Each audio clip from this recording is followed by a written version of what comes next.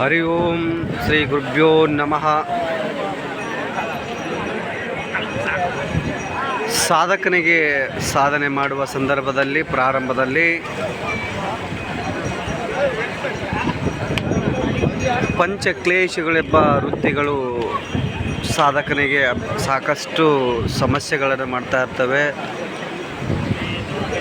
ಅವುಗಳಲ್ಲಿ ಅವಿದ್ಯಾ, ಅಸ್ಮಿತಾ, ರಾಗ, ದ್ವೇಷ, ಅಭಿನಿವೇಶ, ಪಂಚಕ್ಲೇಶ ಅಂತ ಕರೀತಾರೆ.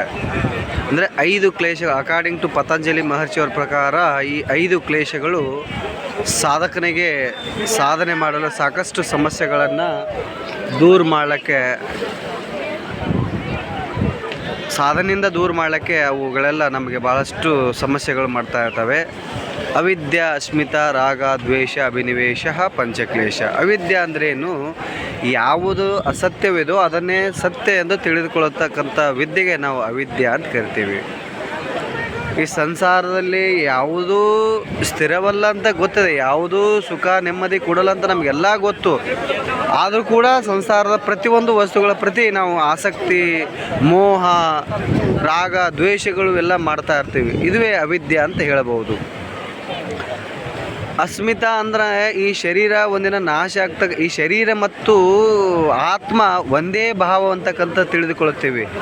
ಎಲ್ಲರಿಗೂ ಗೊತ್ತಿದೆ ಮನುಷ್ಯ ಶರೀರ ಒಂದಲ್ಲ ಒಂದು ದಿನ ಈ ನಾಶವಾಗ್ತದೆ, ಇದರ ಮೇಲೆ ಮೋಹ ಆಗಬಾರ್ದು, ಇದರ ಮೇಲೆ ಆಸಕ್ತಿ ಇರಬಾರ್ದು ಅಂತಕ್ಕಂಥದ್ದು ಎಲ್ಲರೂ ಪ್ರವಚನ, ಪುರಾಣ, ವೇದ, ಉಪನಿಷತ್ತುಗಳು ಎಲ್ಲವೂ ಅರ್ತಿದ್ದೇವೆ. ಆದರೂ ಕೂಡ ಅದರ ಪ್ರತಿ ನಾವು ಈ ಶರೀರ ಬೇರೆ ಅಲ್ಲ, ಆತ್ಮ ಬೇರೆ, ಆತ್ಮೇ ನಾನು, ನಾನೇ ಶರೀರ ಅಂತಕ್ಕಂಥ ಈ ಏನು ಭಾವ ಇದೆಯಲ್ಲ, ಈ ಭಾವಕ್ಕೆ ನಾವು ಅಸ್ಮಿತಾ ಅಂತ ಕರಿತೀವಿ.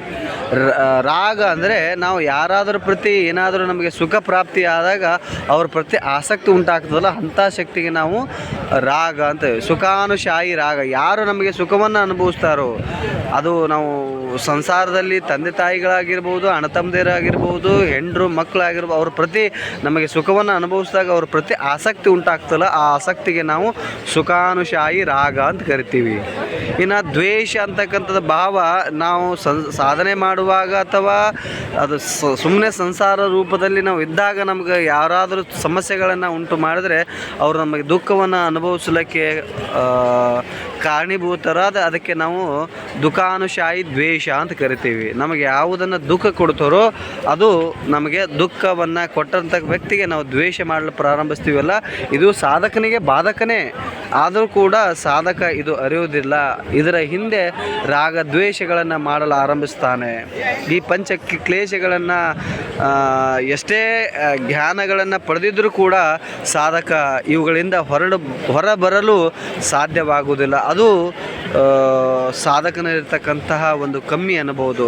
ಇನ್ನು ಅಭಿನಿವೇಶ ಅಂದರೆ ಎಲ್ಲರಿಗೂ ಗೊತ್ತಿದೆ, ಈ ಶರೀರ ಅಂತಕ್ಕಂಥದ್ದು ಒಂದಿನ ಮರಣ ಆಗೋದೇ. ಈ ಭೂಮಿ ಮೇಲೆ ಹುಟ್ಟಿರ್ತಕ್ಕಂಥ ಪ್ರತಿಯೊಂದು 84 ಲಕ್ಷ ಜೀವರಾಶಿಗಳಲ್ಲಿ ಏನು ಈ ಮಾನವ ಶರೀರ ಶ್ರೇಷ್ಠ ಇದೆ, 84 ಜೀವಲಕ್ಷಗಳು ಕೂಡ ಒಂದು ದಿನ ನಾಶ ಆಗುವುದೇ. ಈ ಶರೀರವು ಕೂಡ ಒಂದು ದಿನ ನಾಶ ಆಗುವುದೇ. ಆದರೂ ಕೂಡ ಈ ಭಯ ಅಂತಕ್ಕಂಥದ್ದು ಇದೆಯಲ್ಲ, ಇದಕ್ಕೆ ನಾವು ಅಭಿನಿವೇಶ ಅಂತ. ಈ ಭಯ ಇದೇ ಎದಕ್ಕೆ ಕಾರಣ ಅಂತಂದರೆ, ಇದು ಪುನರ್ಜನ್ಮದಲ್ಲಿ ಅನುಭವಿಸಿದ್ರಿಂದ ಕಾರಣಕ್ಕಾಗಿ ನಮಗೆ ಈ ಎಲ್ಲ ಭಯ ಅಂತಕ್ಕಂಥ ಭಾವ ಬರ್ಲಿಕ್ಕೆ ಸಾಧ್ಯವಾಗ್ತದೆ. ನಮಗೆ ಪುನರ್ಜನ್ಮದಲ್ಲಿ ಈ ಭಯನೇ ಇರಲಿಲ್ಲ. ನಾವು ಹುಟ್ಟು ಸಾವು ಅಂತಕ್ಕಂಥದ್ದು ಈ ಮನಸ್ಸಿಗೆ ಅಥವಾ ಚಿತ್ತದಲ್ಲಿ ಸಂಸ್ಕಾರ ಇರಲಿಲ್ಲ ಅಂದರೆ ಈ ಭಯ ಆಗೋದಿಲ್ಲ. ಹಾಗಾಗಿ ಅನೇಕ ಜನ್ಮಗಳಿಂದ ಈ ಶರೀರಕ್ಕೆ ಹುಟ್ಟು ಜನ್ಮ 84 ಲಕ್ಷ ಜೀವರಾಶಿಗಳೇ ಆದ ಬಳಿಕ ಈ ಅತ್ಯಮೂಲ್ಯವಾದ ಮಾನವ ಶರೀರ ಸಿಕ್ಕಿದೆ. ಹಾಗಾಗಿ ಈ ಮಾನವ ಶರೀರಕ್ಕೆ ಒಂದು ಪವಿತ್ರವಾದ ಆಚಾರ ವಿಚಾರ ವ್ಯವಹಾರದೊಂದಿಗೆ, ಯೋಗ ಸಾಧನೆಯ ಮಾರ್ಗದೊಂದಿಗೆ, ಆಧ್ಯಾತ್ಮ ಸಾಧನೆಯ ಮಾರ್ಗದೊಂದಿಗೆ ಈ ಜೀವನವನ್ನು, ಈ ಎಲ್ಲ ಅಟ್ಯಾಚ್ಮೆಂಟ್ಗಳು, ಈ ಎಲ್ಲ ಪಂಚಕೀಲೇಶಗಳಿಂದ ದೂರ ತೆಗೆದುಕೊಂಡು ಸಾಧನೆಯ ಅತ್ಯುನ್ನತವಾದ ಶಿಖರಕ್ಕೆ ಏರೋಣ.